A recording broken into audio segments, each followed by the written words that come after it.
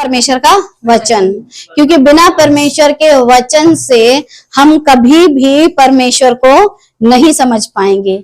लेकिन मनुष्य की मुसीबत क्या हो गई है कि परमेश्वर का जो वचन उसके हाथों में दिया गया है वो उसको ही इतना खींच तान के पढ़ता है, जिस वजह से परमेश्वर का वचन पढ़ना, परमेश्वर का वचन समझना इतना ज्यादा टिपिकल हो गया है, मतलब इतना ज्यादा मुश्किल कर दिया गया है। और उसकी मुश्किल के पीछे का कारण क्या है कि कुछ लोग इस तरीके से मिल आए थे परमेश्वर के राज्य के काम में। जैसे आज भक्ति चल रही है, लेकिन भक्ति कुछ इस तरीके की कि हर एक मनुष्य अपने तरीके की भक्ति दिखा रहा है, जिसके चलते जो जिसे कहते हैं सही, जीवित और उद्धार करता, वो कहीं खो गया है। लेकिन संसार और संसारिकता और धन दौलत और बहुत कुछ मसीहत में आ गया है। जिसको जैसा ठीक लगा उसने बाइबल को उसी तरीके से पढ़ना शुरू कर दिया। लेकिन जैसा लोगों को ठीक लगा और वो पढ़ रहे हैं, क्या वो परमेश्वर के उद्धार को पा सकते हैं, या फिर जैसा परमेश्वर ने लिखा है वैसा पढ़ के ही हम उद्धार पा सकते हैं?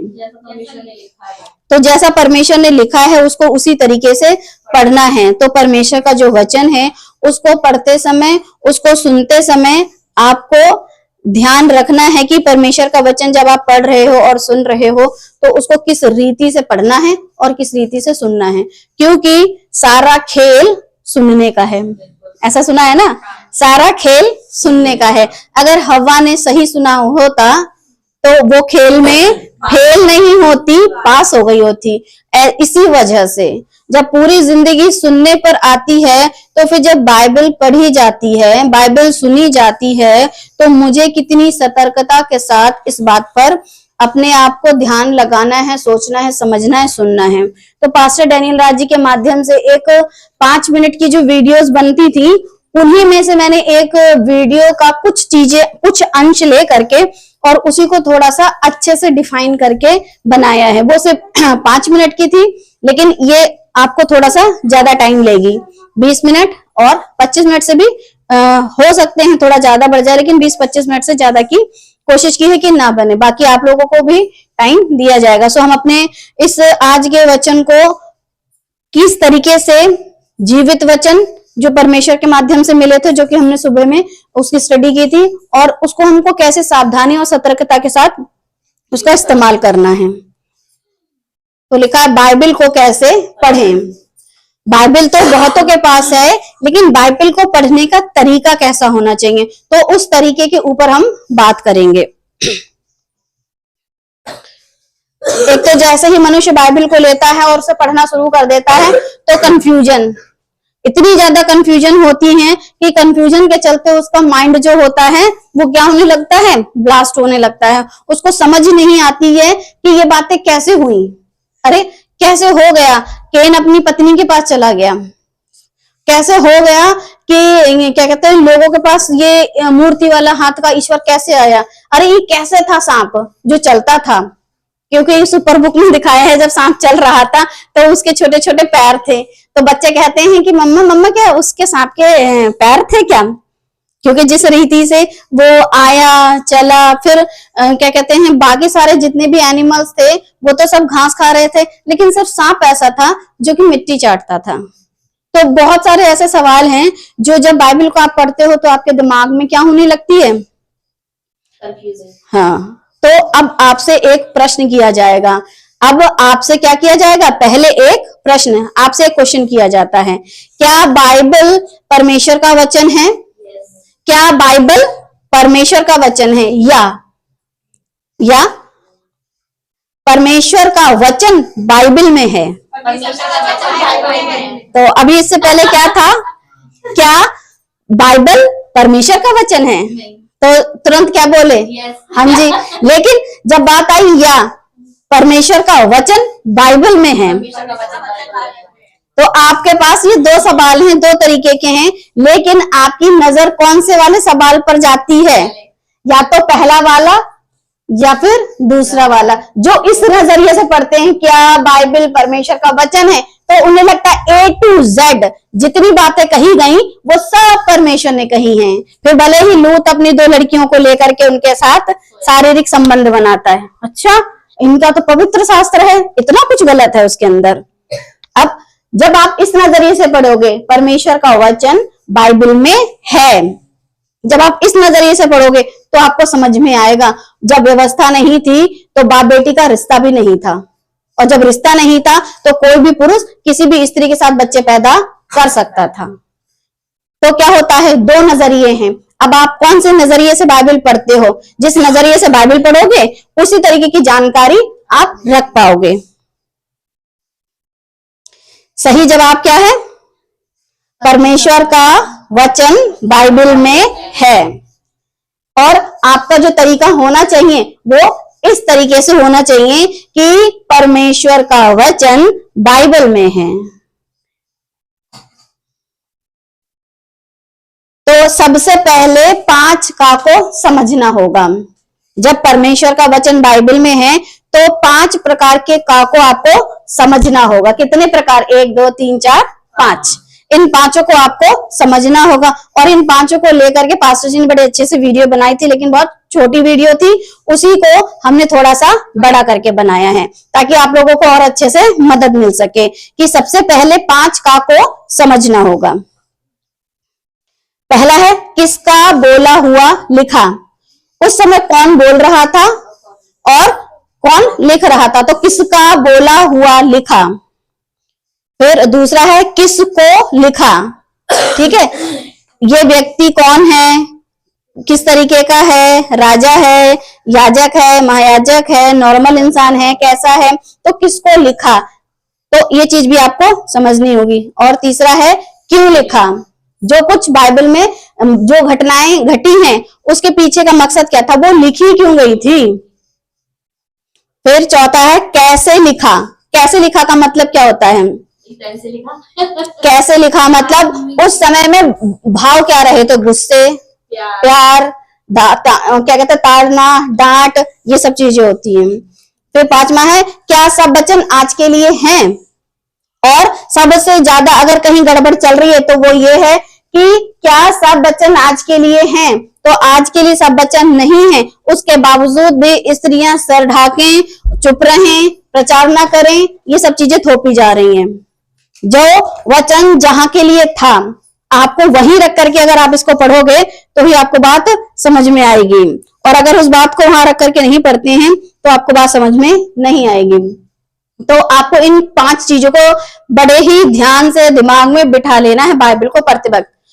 पहला किसका बोला हुआ लिखा, दूसरा किसको लिखा, तीसरा क्यों लिखा, चौथा कैसे लिखा, मतलब भाव क्या थे, सोच क्या थी, डांट थी, प्यार था, ये चीजों को हमेशा ध्यान रखना है। कैसे लिखा, पेन से पेंसिल से नहीं, अरे क्या डांट लगाई, प्यार दिखाया, गुस्सा दिखाया, आज्ञा थी, या फिर जैसे पौलुस कहता है स्त्रियों के, लड़कियों के लिए और बुजुर्ग औरतों के लिए कि ये मैं अनुमति है, आज्ञा नहीं है। अब जहां अनुमति थी उसे अगर आप आज्ञा समझ लोगे तो अनुमति क्या होती है और आज्ञा क्या होती है। आज्ञा का मतलब ये काम करना ही करना है, अनुमति का मतलब है कि भाई मैंने तो बोल दिया, आपकी मर्जी, करो या मत करो। अरे नहीं, अनुमति का मतलब ये होता है कि मैंने तो बोल दिया, मेरी सलाह है, मानना है मानो, नहीं मानना है मत मानो। ये कोई आज्ञा नहीं कि 100% माननी ही माननी है। तो इस तरीके से क्या सब वचन आज के लिए हैं, तो ये बातें ध्यान में रखनी होंगी। फिर लिखा है पहला किसका बोला हुआ लिखा। अब 5 पॉइंट बताए हैं, 5 पॉइंट में से एक एक पॉइंट को लेके चलेंगे। एक एक पॉइंट के भी कुछ हिस्से हैं जिनको आपको समझना है कि किसका बोला हुआ लिखा। इसमें भी आपको क्या समझना है, 5 लोगों का बोला हुआ लिखा। अब कौन कौन बोल रहे थे, परमेश्वर, बाइबल में परमेश्वर ने भी बात की है तो परमेश्वर का बोला हुआ लिखा। दूसरा विश्वासी लोग, विश्वासियों ने भी बातचीत की है, जैसे कि अय्यूब के विषय में विश्वासी मनुष्य था, उसका बोला हुआ लिखा। फिर तीसरा है अविश्वासी, बहुत सारे अविश्वासी भी थे। अच्छा, जो अय्यूब था उसके जो 3 दोस्त थे, उनमें से क्या वो परमेश्वर की सराहना कर रहे थे या ये कह रहे थे कि परमेश्वर ऐसे लोगों को विपत्ति देता ही देता है जो खराब होते हैं? तो वो क्या कर रहे थे? ये हिल रहा है, वीडियो हिल रही है, टुक तो पीछे को हिल रहा है। अविश्वासियों के लिए, जो अब अविश्वासी हैं उन्होंने बोला। फिर स्वर्गदूत, चौथा क्या है? स्वर्गदूत। स्वर्गदूतों ने भी बहुत कुछ बोला है, और जिसमें हम आपको एक बात बताएंगे कि दानियल के टाइम पर स्वर्गदूत आता है और कहता है कि मैं आ था लेकिन मैं रुक गया। तो वो किसका बोला हुआ शब्द है? स्वर्गदूतों का। और पांचवा है शैतान। तो अब आपको ये समझना होगा कि किस समय पर किसने बात की। परमेश्वर ने बात की है तो परमेश्वर के तरीके से समझना है। अगर किसी विश्वासी ने बात की है तो वैसे समझो, अविश्वासी ने बात की है तो वैसे समझो। अब कोई अविश्वासी मनुष्य बात करता है और आप उसे परमेश्वर की आज्ञा समझ लो, तो ये क्या होगा? ये तो गलत हो गया ना। अब बात कर रहा है शैतान, तू अपने आप को ऊपर से नीचे गिरा दे। अब हम लगे अपने आप को ऊपर से नीचे गिराने के लिए, तो बात है शैतान की और हम आज्ञा परमेश्वर की समझ के मान रहे हैं। तो इन बातों को आपको ध्यान में रखते हुए बाइबल को पढ़ना है कि क्या परमेश्वर ने बात की, विश्वासियों ने बात की, अविश्वासियों ने बात की, स्वर्गदूतों ने बात की, शैतान ने बात की। इन बातों को आपको अलग अलग करके पढ़ना है। और फिर दूसरा है किसको लिखा। 5 पॉइंट में से पहला पॉइंट क्लियर हो गया। अब ये दूसरा पॉइंट है किसको लिखा। एक सेकंड, अरे हो गया। किसको लिखा। अब किसको लिखा ये चीज भी समझना है। उस वक्त जो लोग थे उनको लिखा, उस वक्त के लोगों को लिखा। जैसे कि बाइबल में आप कभी कभी कोई कोई बात ऐसी पढ़ोगे कि वो कुआं आज तक है, वो लोग वहां बंदी आज तक हैं।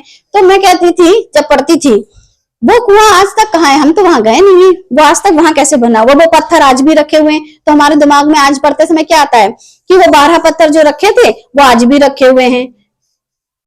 तो वो इस तरीके की बातचीत होती रहती है। यहाँ के बैठ जाओ, यहाँ बैठ जाओ तसल्ली से। तो उस वक्त जो लोग थे उनको लिखा है। अभी जो हम हैं हमको लिखा। अब हर एक बात जो लिखी गई है क्या वो हमको लिखी गई है? अब कहा जाए कि आप लोगों ने खतना कराना है, तो फिर क्या आज अन्य जाति लोग खतना करा सकते हैं? तो फिर हमारे लिए नहीं था।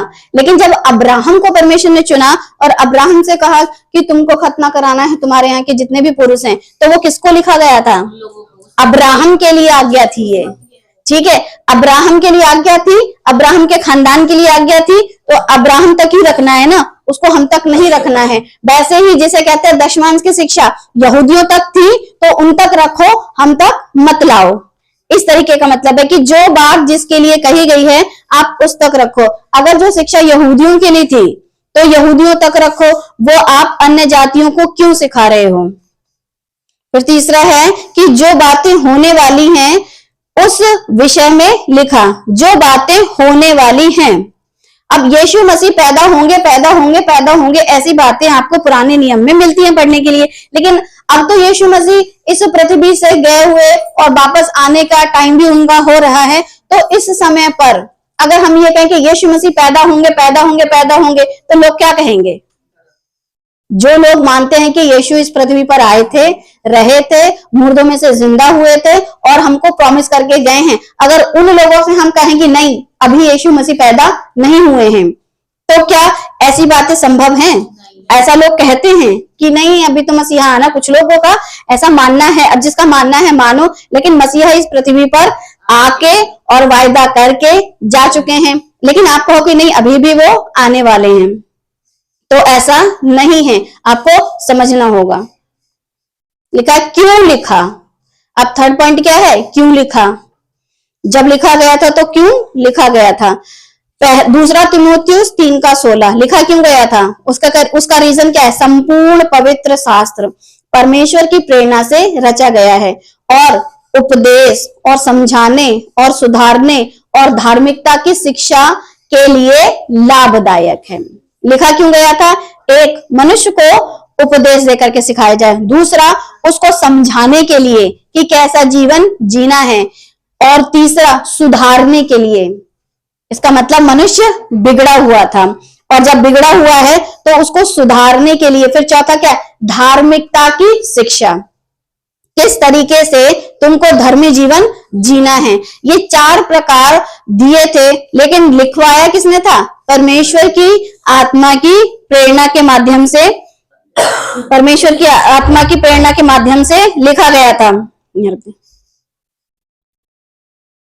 तो जो परमेश्वर ने लिखवाया है, वो क्यों लिखवाया है? क्योंकि ये जो पवित्र शास्त्र है वो मेरे और आपको हर एक एंगल प्रदान करता है। एंगल का मतलब है पाप का जीवन है तो किस तरीके से, जिस मनुष्य के जीवन में पाप था उसने उस पाप में रह करके जीवन अगर खत्म कर लिया तो उसको उसका नुकसान क्या हुआ।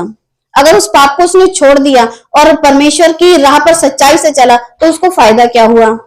ठीक है, तो अगर उस व्यक्ति की गई गलती को अगर नहीं लिखा जाता तो मुझे और आपको कैसे पता चलता कि इतना अच्छा मनुष्य गलती कर सकता है। राजा दाऊद परमेश्वर का प्रिय, फिर भी गलती कर बैठा। राजा सुलेमान जिसको परमेश्वर ने बहुत बुद्धि दी, वो भी गलती कर बैठा। तो फिर मैं और आप साधारण लोग जब इनके बातों को पढ़ते तो हम समझ जाते कि जब ऐसे ऐसे लोग परमेश्वर की उपस्थिति में चलते हुए भी गलतियां करते हैं, तो फिर अगर हमने की थी तो फिर अब हमको तो मौका मिल रहा है सुधारने का। उनके टाइम पर उनको इतना मौका नहीं मिला जितना आज हमें और आपको मिल रहा है। रीजन क्या है? हम कहाँ चल रहे हैं? अनुग्रह में, और अनुग्रह के चलते मौका है। अन्यथा उस टाइम पे जितने 40 साल जंगल के सफर में थे उनको मौका जल्दी नहीं मिला। और यीशु मसीह के आने तक कितने ही लोग नाश हो गए हैं। जब परमेश्वर को क्रोध आया, उस क्रोध में आकर के उसने क्या करा है? कितने ही लोगों का नाश किया है। तो सोच सकते हैं कि हमें और आपको जो मौका मिला वो किस वजह से मिला है? कि उपदेश देने के लिए, समझाने के लिए, सुधारने के लिए, धार्मिकता की शिक्षा देने के लिए। और जब धार्मिकता की शिक्षा दी जाती है तो अच्छी बुरी सब तरीके की बातें बताई जाती हैं। दूसरा तीमुथियुस 4:2 कि तू वचन का प्रचार कर, समय और असमय तैयार रहे, सब प्रकार की सहनशीलता और शिक्षा के साथ उल्हाना दे और डांट और समझा। जो परमेश्वर का वचन है उसको किस तरीके से सिखाना है? सहनशीलता के साथ, शिक्षा के साथ, उल्हाना देना है, डांटना है और समझाना है। अब इसमें जो आपको बातें नजर आ रही हैं उसमें जो वचन का जो प्रचार है उसके लिए पहले तो आपकी तैयारी, समय और असमय, और दूसरा आपके अंदर सहनशीलता, तीसरे आपको उनको शिक्षा देते समय उल्हाना, डांट और समझाना, ये सारी चीजें होनी चाहिए। लेकिन क्या एक प्रचारक के प्रचार में ये सब चीजें पाई जाती हैं? उल्हाना, डांट और समझाना उनका होता है, लेकिन तरीका फर्क होता है कि तुम अगर अपनी तनख्वाह का इतना नहीं दोगे तो वो डांट लगाते हैं, फिर वो समझाते हैं, फिर वो सिखाते हैं। लेकिन यहाँ बात किसकी चल रही है? शिक्षा की। लिखा ना, शिक्षा के साथ। शिक्षा कौन सी देनी है? वो शिक्षा देनी है जो परमेश्वर ने कहा है कि वचन की शिक्षा, तू वचन का प्रचार कर। कौन सा वचन? जो वचन मनुष्य को क्या करता है? सुधारता है, समझाता है, सिखाता है, ना कि ऐसा कि मनुष्य को कंफ्यूज कर दे।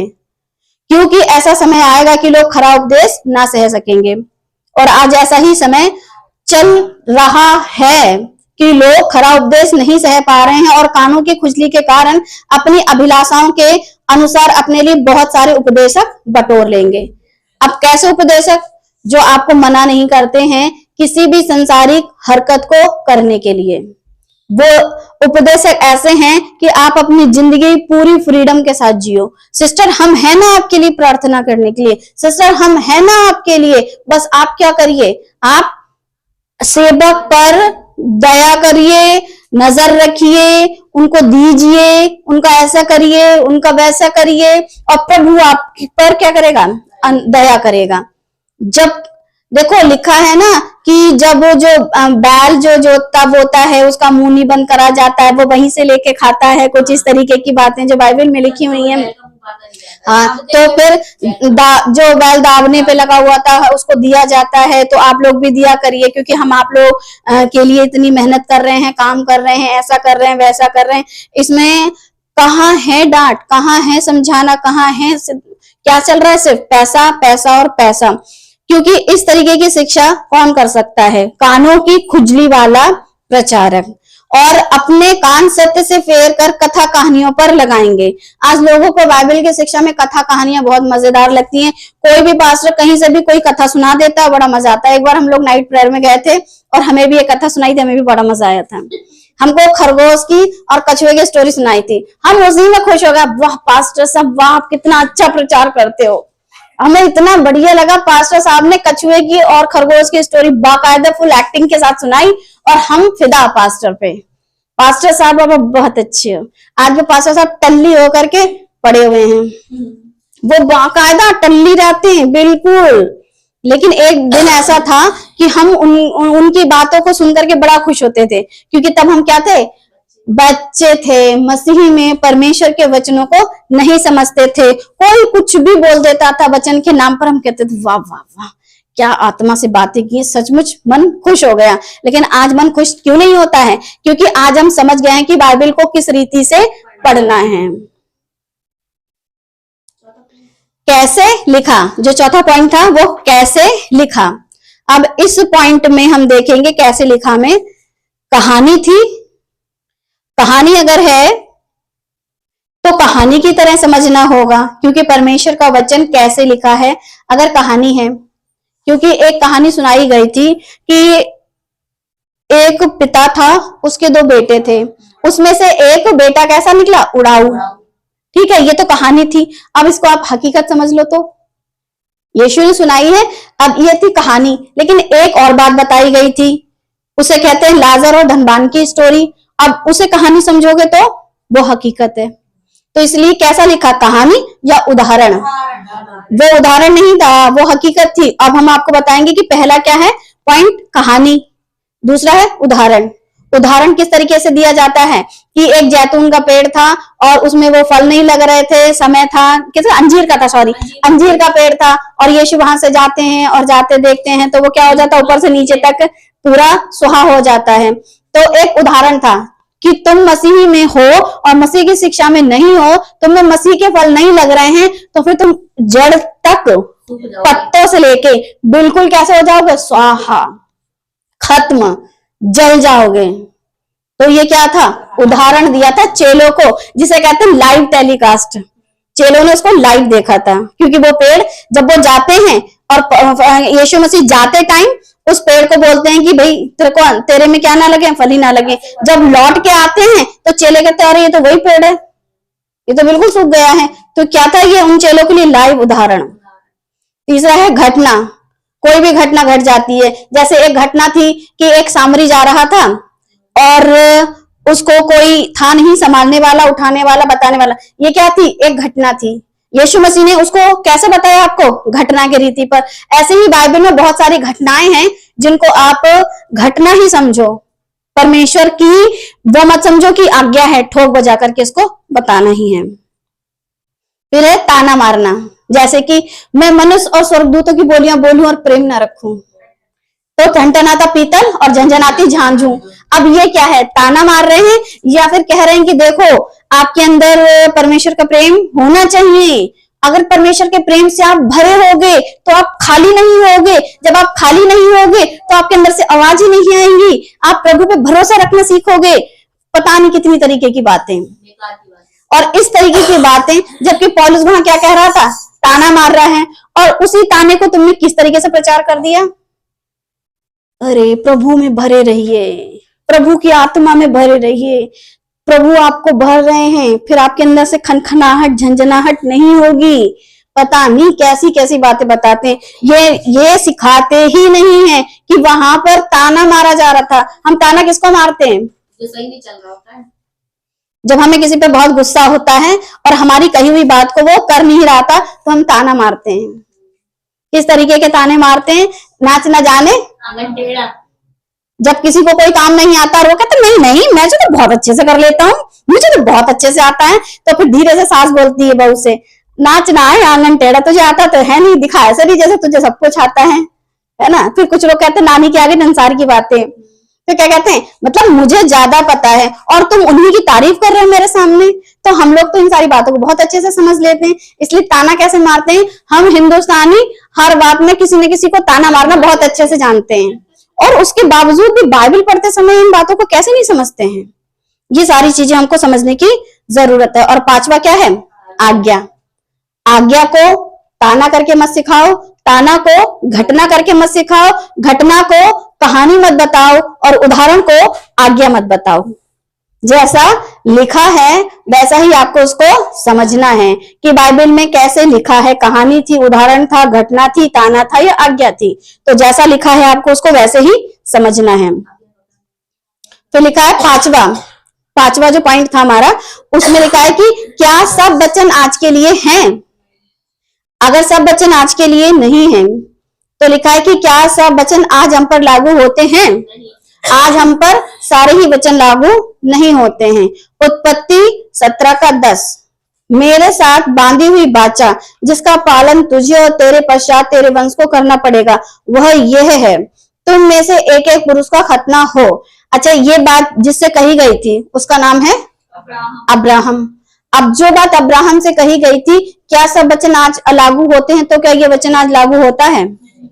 वैसे ही मैंने बताया कि जो 10 आज्ञाओं को लेकर के हमको जो सिखाया जाता है कि प्रभु का दिन पवित्र है, सारे 10 मांस भंडार में लिया हो, जैसे मलाकी 3:10, तो क्या वो हमारे और आपके लिए है? जब ये चीजें हमारे और आपके लिए नहीं है, तो फिर लोग थोप क्यों रहे हैं? उसके पीछे का कारण क्या? थोप क्यों रहे हैं? क्योंकि जिन पर थोप रहे हैं वही नहीं समझ पाते हैं कि क्या सारे वचन आज के लिए हैं।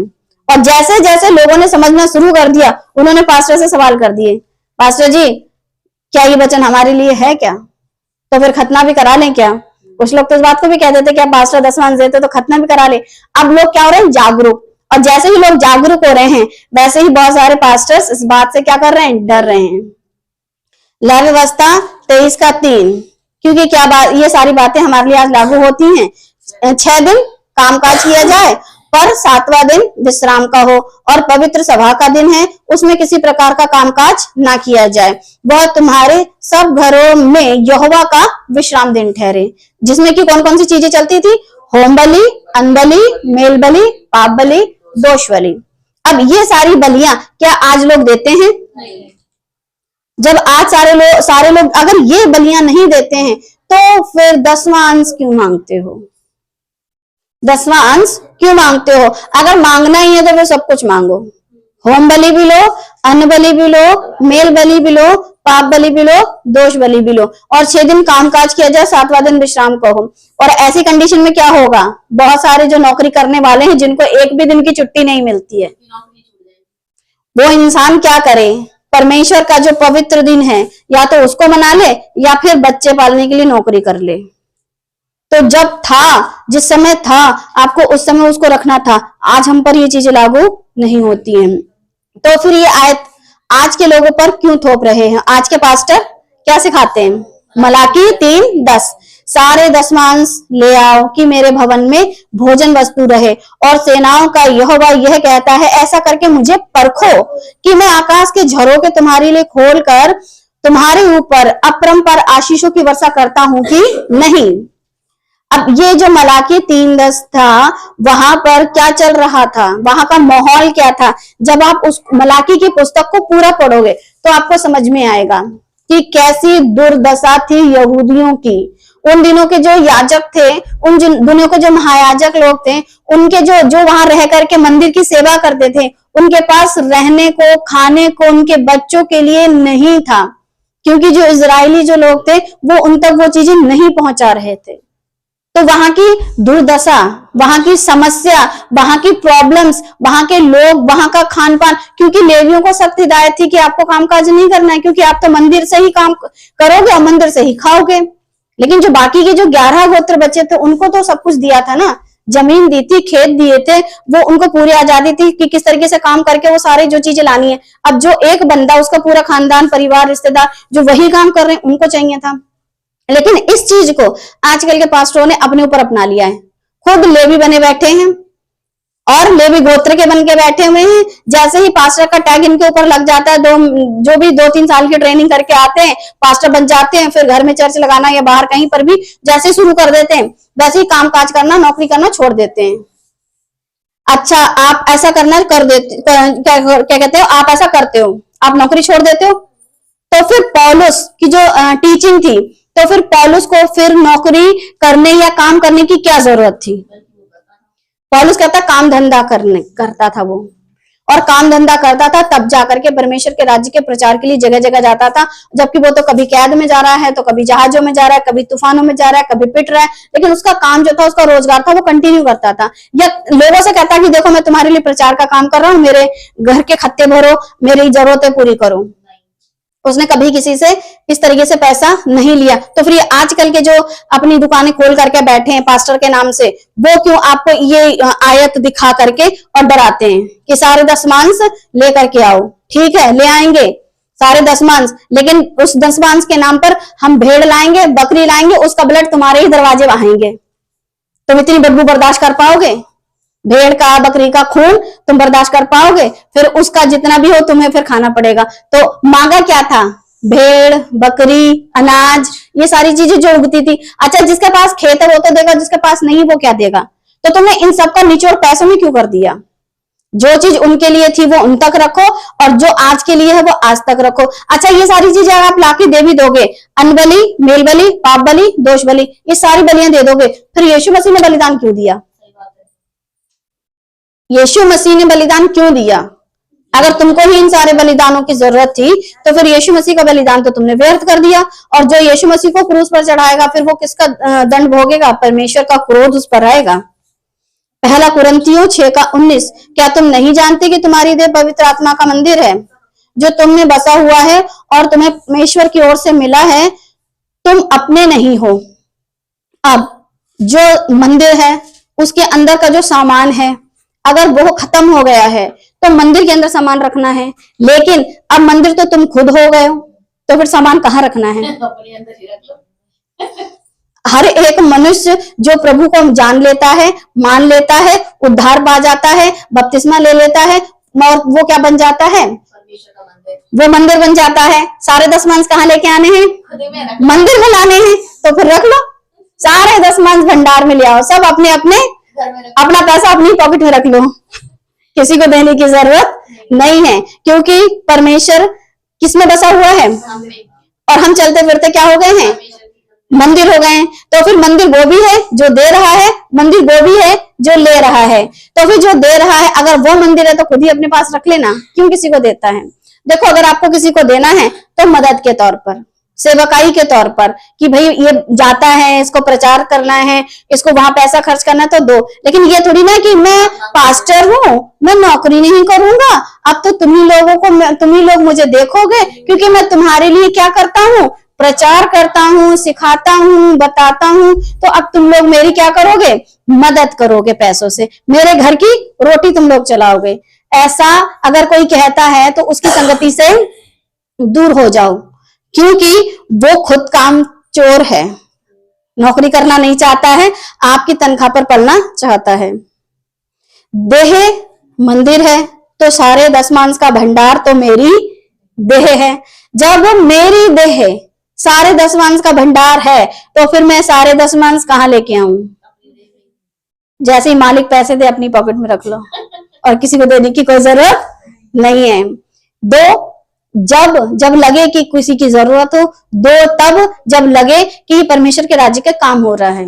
देने वाले ऐसा नहीं कि नहीं देते हैं, देते हैं, लेकिन बुद्धि अकल लगा के दो। आपके बहुत ज्यादा देने के चलते बहुत सारे लोग निकम्मे हो गए हैं और वो कमाना नहीं चाहते हैं।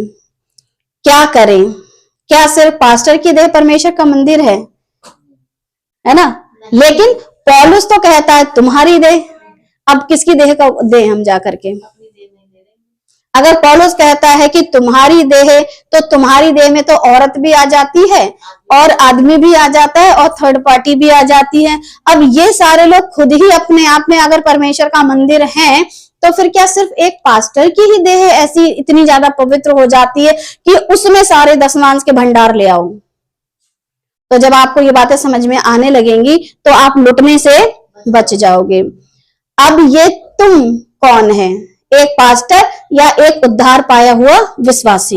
लिखा ना कि तुम सारे दशमांश कहाँ लेके आओ? भंडार में।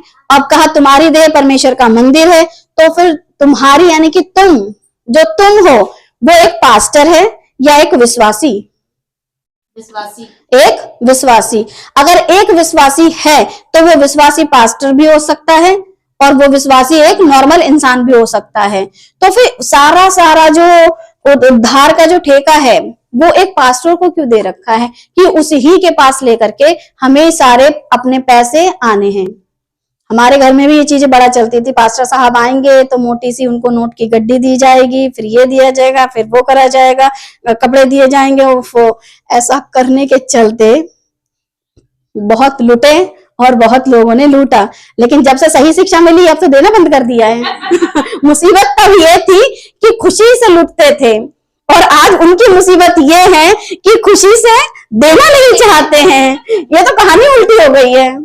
तो हर एक मनुष्य जो उद्धार पाया हुआ है वो एक विश्वासी है और उसकी देह परमेश्वर का मंदिर है। लेकिन ये बातें कब पता चलती हैं? जब आप बाइबल को कॉन्टेक्स्ट में यानी कि संदर्भ में पढ़ते हैं। जब तक हमने परमेश्वर के वचन को कॉन्टेक्स्ट में या संदर्भ में नहीं पढ़ा था तब तक क्या कंफ्यूजन थी? जो भी आ जाए हालेलुया प्रेज द लॉर्ड करके और बाइबल को ऐसे अपने बगल में दबा के चलाए, sister praise the Lord, pastor साहब, और पास्टर साहब कह दे कि तुम्हारा बेटा ये बनेगा तुम्हारे घर में, मुझे दिख रहा है, मुझे दिख रहा है, मुझे दिख रहा है, उसे पता ही कुछ ना दिख रहा हो, मगर फिर भी वो कहता था दिख रहा है, दिख रहा है, दिख रहा है। हाँ जरूर दिख रहा है, आइए आइए, ये बैठी बैठिए, चाय पीजिए, नाश्ता करिए, फिर मोटी गड्डी लीजिए, बिना बात के बहुत कुछ। बस उसे बाइबल कॉन्टेक्स्ट में पढ़नी नहीं दिखती थी और उसके बावजूद भी क्या करते थे उस इंसान का स्वागत। हाँ वो भी पान पराग से नहीं, अच्छे खासे पैसों से। और पास्टर अपनी बाइबल को तब तक बंद नहीं करता था, तब तक वो खोले रखता था जब तक सिस्टर उसमें नोट ना रख दे। जब तक सुमन चंद्रा जी उसमें नोट नहीं रखती थी, घूम फिर के आती रहती थी इधर से उधर से, चाय नाश्ता पानी कितना भी कर लो, और जब तक बाइबल खुली रहती थी, जब तक उसमें नोट नहीं रख दिया जाता, और जैसे ही नोट रख देती थी वैसे बाइबल बंद, सिस्टर जय मसीह की चलते हैं, फिर आएंगे अगले महीने, अगले हफ्ते, जैसा भी उनका शेड्यूल रहता था। तो ये चलता था और बहुत ज्यादा चलता था। और इसके चलते कि बाइबल आपने कॉन्टेक्स्ट में नहीं पढ़ी, कितनों ने लूटा। जहां पानी कम नहीं था बहुत तमाम ही लूटा। लेकिन आपका नजरिया ही आपकी सोच को बदल सकता है। इसको लेकर के मैंने एक बहुत बड़ा अच्छा खासा प्रचार किया था। तो क्या है कि आपका जो नजरिया है परमेश्वर के वचन को लेकर के, ये बदलता कब है? जब आप परमेश्वर के वचन को कॉन्टेक्स्ट में पढ़ना शुरू कर देते हो। जब तक आप परमेश्वर के वचन को कॉन्टेक्स्ट में नहीं पढ़ोगे आप नहीं समझ पाओगे और आप क्या रहोगे? कंफ्यूज। हर एक ऐसी बात में कंफ्यूज रहोगे, फिर क्या होगा? आंख तो है, बहुत रोती है, पूरी पूरी रात घुटनों पे आकर के रोते हैं। और किसी ने तो ऐसा भी कहा है, आपके लिए प्रार्थना करते हुए हमारे घुटने काले पड़ गए हैं। ऐसा भी लोग प्रचार कर रहे हैं, अरे हम आपके लिए रात रात भर प्रार्थना करते हैं, हमारे घुटने देखिए घुटने काले पड़ गए हैं। और हम इस रीति से प्रार्थना करते हैं, आप लोगों के लिए रो रो कर प्रार्थना करते हैं। जब हम पहले कभी नाइट प्रेयर किया करते थे तो लोगों के लिए प्रार्थना करते थे और वो बंदे घर में चैन से सोते थे।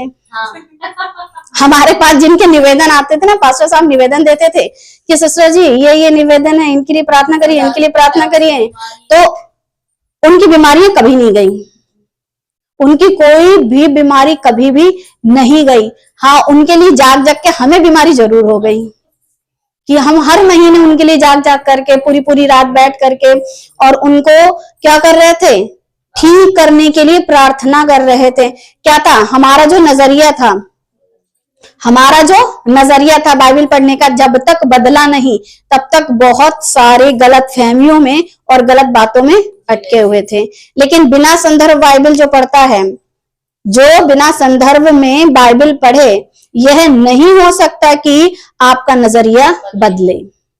जब तक बाइबल को आप संदर्भ में नहीं पढ़ोगे आपका नजरिया बदल ही नहीं सकता है। हमारा नजरिया कब बदला? जब हमने बाइबल को ऐसे पढ़ा जिसे कहते हैं कॉन्टेक्स्ट। किसके लिए लिखा था, क्यों लिखा था, किसने लिखा था, किसने बोला था, और कितना मेरे लिए जरूरी है, और कितना यहूदियों के लिए था, और कितना अन्य जातियों के लिए है। यीशु मसीह की शिक्षा कितनी हम तक थी, कितना यहूदियों के लिए थी। जैसे कुछ लोग क्या कहते दाब दाब के उभरता हुआ दान देते हैं। मेरी मम्मी जब कोई आता था मांगने के लिए तो आटे का जो कटोरा था वो भर भर के दबा दबा के ऊपर से फुला फुला के देती थी, क्योंकि बाइबल में ऐसा लिखा हुआ है। और हमसे कहती थी जा भर के देख करके आ, ऐसे करके आ। तो हमें याद है आज भी वो दिन कि इस तरीके से देते थे। क्यों? क्योंकि बाइबल में ऐसा तुम्हें भी दिया जाएगा। लिखा है कि जो लोग देते हैं धान को दबा दबा करके, तो कटोरा भर भर के आटा दिया करते थे अच्छे से। लेकिन बाद में समझ में आया कि वो किसी को ताना मारा जा रहा था, क्योंकि तुम जो दूसरों को ये तो सिखा रहे थे कि इतना दो इतना दो इतना दो, और खुद काय का हिस्सा देते थे, सौंफ और जीरे का, सबसे छोटी छोटी चीजें। जो बोझ लोगों पर तुम लादे हुए हो, उसको तुम अपनी ये वाली उंगली से भी हिलाना नहीं चाहते हो। और वैसे ही आजकल के भी जो खुद को सोकॉल्ड पास्टर या प्रचारक या फिर प्रॉफिट कह के बैठे हुए हैं, उन बोझों को वो खुद नहीं उठाते हैं, कलीसिया के लोगों पर लाद के रखा हुआ है। तभी तो आपसे बार बार मोटी रकम, मोटे नोट मांगते रहते हैं। कॉन्टेक्स्ट में देखना होगा इसको। मैं कई बार बता चुकी हूँ और बार बार मैं ये चीजें क्यों बताती हूँ, अब तो सीख जाओ। जब जब मैं आप लोगों का इंटरव्यू लेती हूँ तब तक कॉन्टेक्स्ट उसमें नहीं होता है।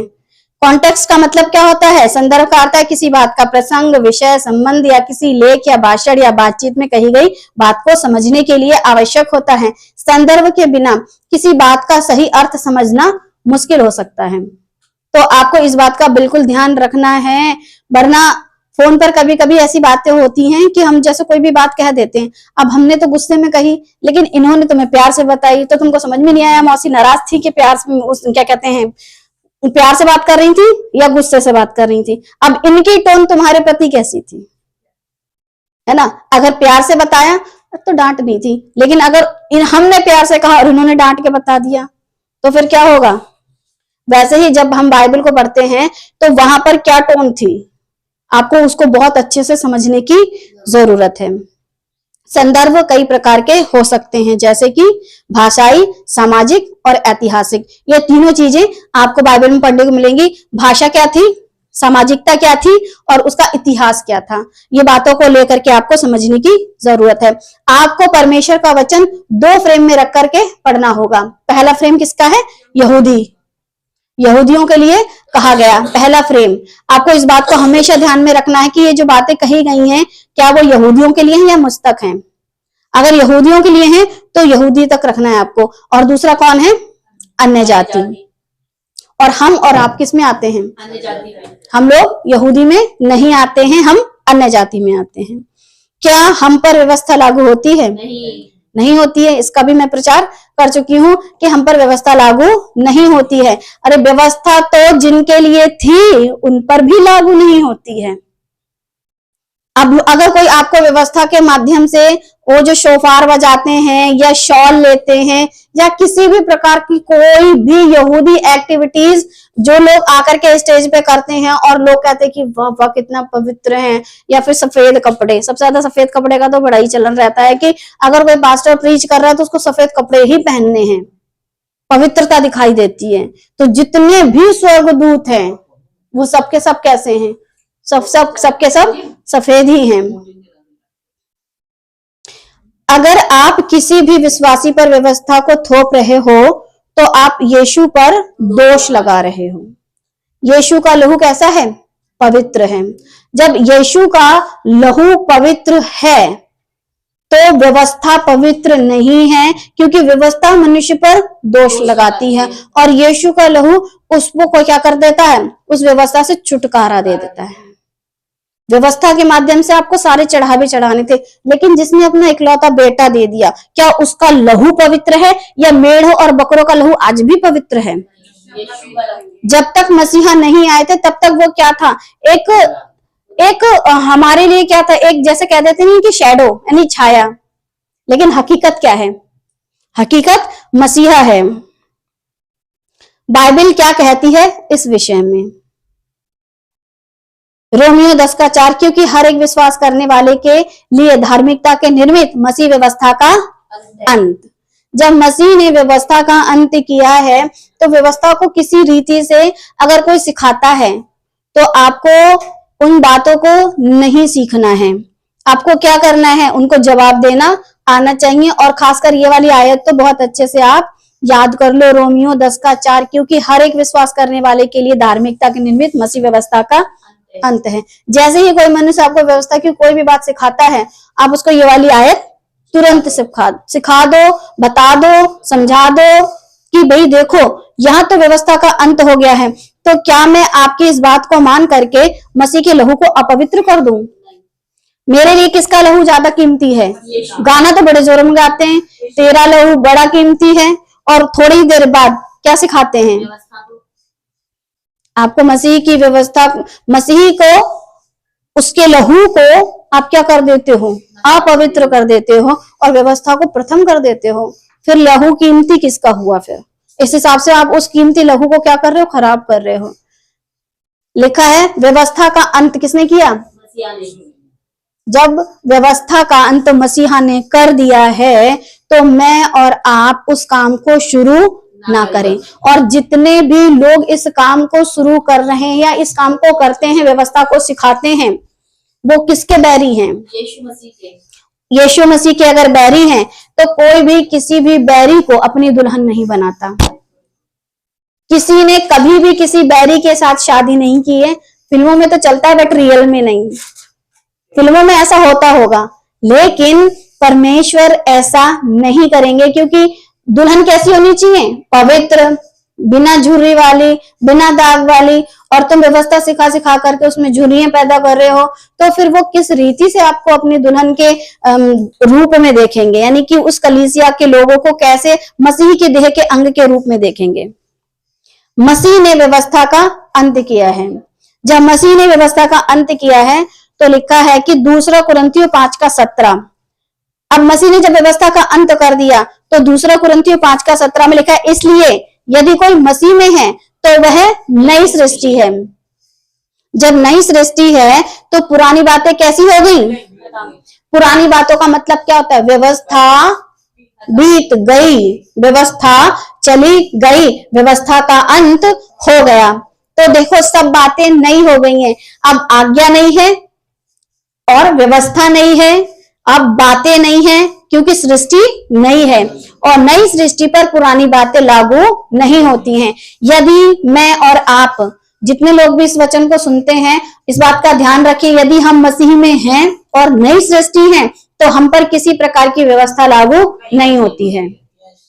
और जो नई सृष्टि है उस पर व्यवस्था नहीं है, लेकिन जो खुद को आज भी पुरानी सृष्टि कहता है, उस पर क्या लागू है? व्यवस्था। और जिस पर व्यवस्था लागू, उस पर परमेश्वर का क्रोध बना रहेगा। जो मसीह में आ जाता है, नई सृष्टि बन जाता है, उस पर से परमेश्वर का क्रोध नहीं होता, क्योंकि यीशु मसीह हमारा कौन है? बिचपई। और यीशु मसीह में होकर वो हमको और आपको फिर देखता है। कौन? पिता। जब पिता ऐसा अपने पुत्र में होकर के देखेगा, तो फिर जब हम नई सृष्टि हैं, तो हम पर परमेश्वर का क्रोध किसी रीति से नहीं आएगा। नई सृष्टि हम और आप, लिखा है ना बाइबल में कि इसके क्या कहते हैं, यशाया, इर्मिया, यहेजकेल में से आपको पढ़ने को मिल जाएगा कि मैं एक नई सृष्टि बनाने पर हूं। तो लोग सोचते हैं कि नया आकाश होगा, नई पृथ्वी होगी, सब कुछ नया होगा। जब मसीहा आए, आने के बाद हम और आप क्या कहलाए? नई सृष्टि। हम और आप जितने भी मसीह में, मसीह की देह के अंग बन जाते हैं, तो हम क्या हो जाते हैं? नई सृष्टि। सूरज वही है, चांद वही है, इंसान वही है, लेकिन सृष्टि नई हो गई है, क्योंकि उसकी सोच बदली, उसका तरीका बदला, उसने परमेश्वर को जानना सीखा, नजरिया बदला। तो फिर जब ये सब चीजें चेंज हुई हैं, अब हम किसके नजरिए से देखते हैं? यीशु मसीह के नजरिए से अब हम जब देख रहे हैं, तो हम अब कैसी सृष्टि बन गए हैं? नई। हमारे अंदर से पुरानी बातें चली गई हैं। अब हमारे अंदर ये भय नहीं है कि सुबह भोर की प्रार्थना करोगे तो प्रभु सुनेगा। कुछ लोग इस बात को लेकर भी डराते हैं। हमारी माताजी कहा करती थी, सुबह सुबह जल्दी उठ करके प्रार्थना में जाना चाहिए, क्योंकि भोर की प्रार्थना सुनी जाती है। लेकिन बाइबल बताती है कि ना तो मैं ऊँघता हूं, ना मैं सोता हूं, मैं तो जागता हूं।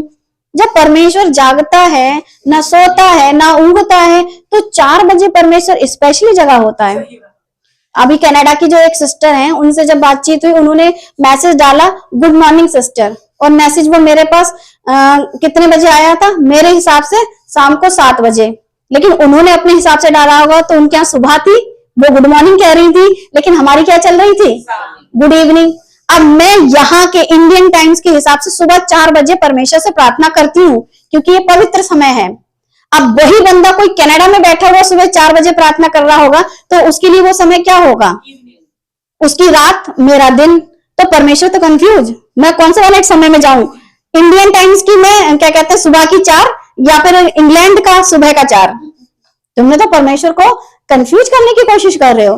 परमेश्वर ना सोता ना ऊँगता 24 घंटे एक साथ, तो तुमने अपने अपने हिसाब से देख लिया कि देखो सुबह की प्रार्थनाएं बड़ी प्रभावशाली प्रार्थनाएं होती हैं, और आपको उस तरीके से रखना है। जब नई सृष्टि में आ जाता है ना मनुष्य, तो ये पुरानी बातें क्या हो जाती हैं? सारी पुरानी बातें बीत गई हैं, क्योंकि अब हम क्या हो गए हैं? नई सृष्टि हैं। और जब नई सृष्टि है तो आज्ञा कैसी होनी चाहिए? नई सृष्टि पर पुरानी आज्ञा क्यों थोप रहे हो?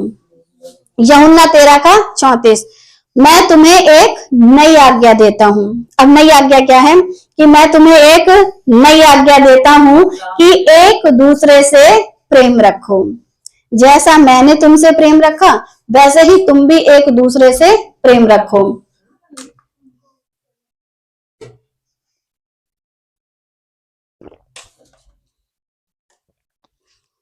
मैं तुम्हें एक नई आज्ञा देता हूं कि एक दूसरे से प्रेम रखो। जैसा मैंने तुमसे प्रेम रखा, वैसे ही तुम भी एक दूसरे से प्रेम रखो। अब यीशु की तरफ से मिली हुई एक आज्ञा जो कहती है कि प्रेम रखो।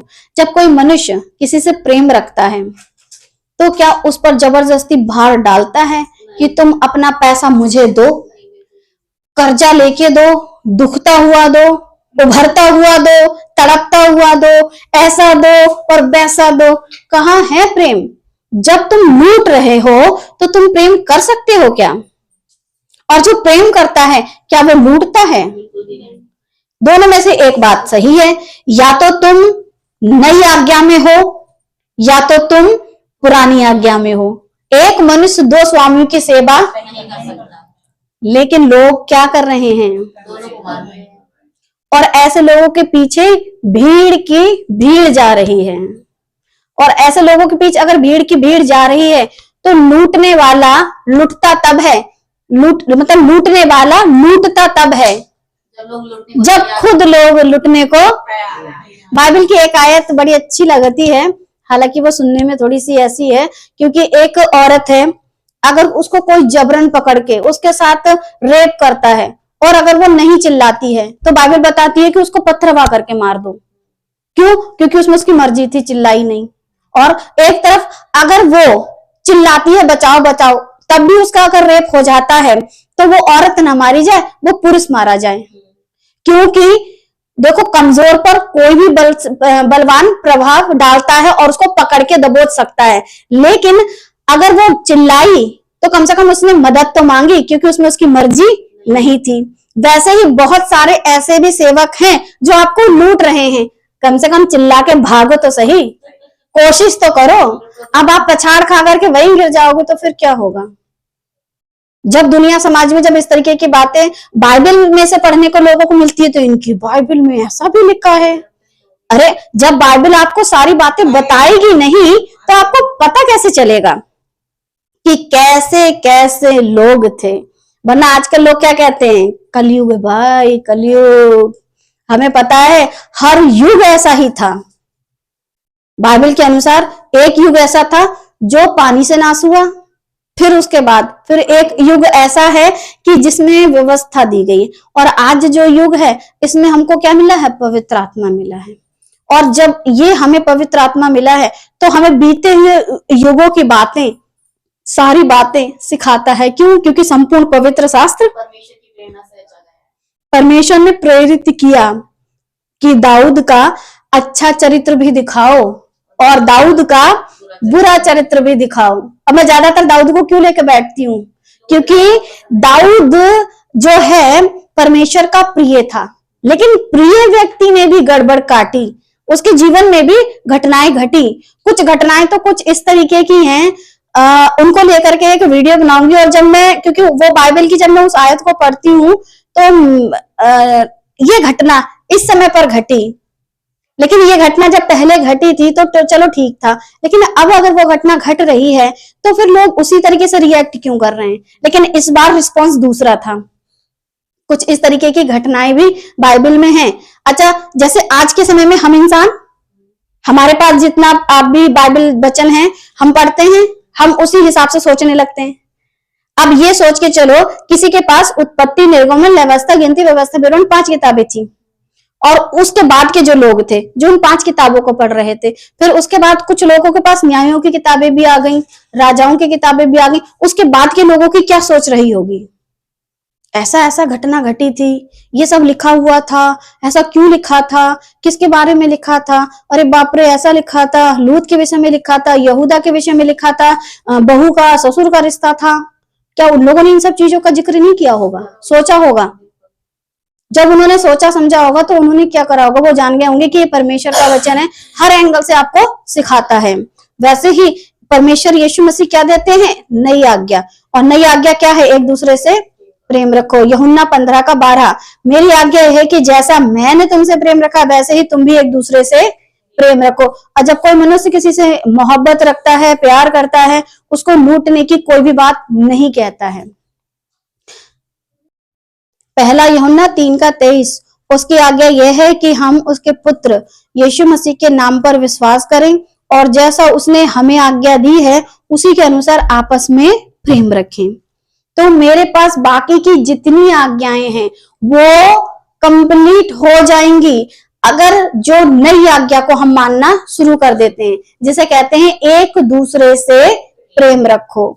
और जब एक दूसरे से प्रेम रखेंगे तो प्रेम के चलते मनुष्य सब कुछ सह लेता है, सिखाता है, बताता है, समझाता है और सारी बातें ध्यान में रख करके हर एक मनुष्य के साथ कैसा व्यवहार रखे इस बात का वो ध्यान रखता है। अब व्यवस्था का अंत हो गया है, आप पर कोई भी व्यवस्था लागू नहीं होती है।